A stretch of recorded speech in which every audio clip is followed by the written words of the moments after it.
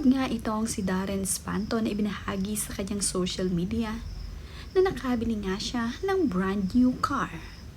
Nag-post nga itong si Darren Espanto ng mga larawan ng kanyang bagong sasakyan. Ipinakita din ito ang susi ng kanyang bagong brand new car.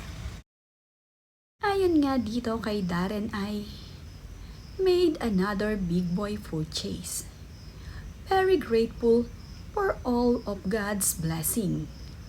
Always love riding my parents' Escalade as a kid and been a fan ever since. And now, here we are. Nakakatuwa nga na ngayon ay natupad ni Darren Espanto ang isa sa kanyang mga pangarap. Nasasakyan na nga niya ngayon ang kanyang bagong biling sasakyan. Napakaganda nga nito at kulay itim nga.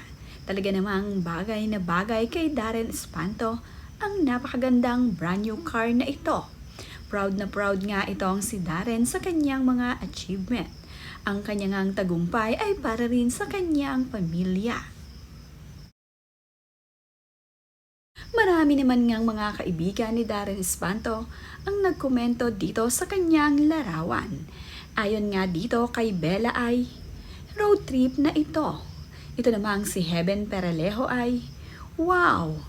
Si Angeline Quinto naman ay napa-A dito kay Darren. Nice Darren, your hard work is paying off. Sabi naman ng Bella fanpage. May pabiro pang ang sabi itong si Benjamin Carlos dito sa larawan ni Darren. Ayon nga dito ay, aminin mo na. Binenta mo yung appendix mo, no?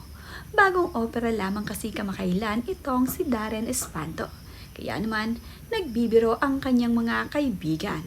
Ito namang si Marian Rivera ay, ang komento ay that's my favorite car.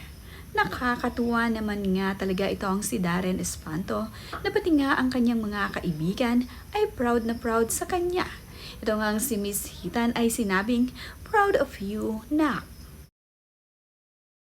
Naman nga na nag-congratulate at bumati dito sa bagong sasakyan ni Darren Espanto ay kanyang pinasalamatan. Ito nga si Eric Santos ay nakakatuwa rin ang komento at sabi nga nito ay, yaman! This is how you know we're Filipino. We don't take off the ano to, the wrapper, the paper.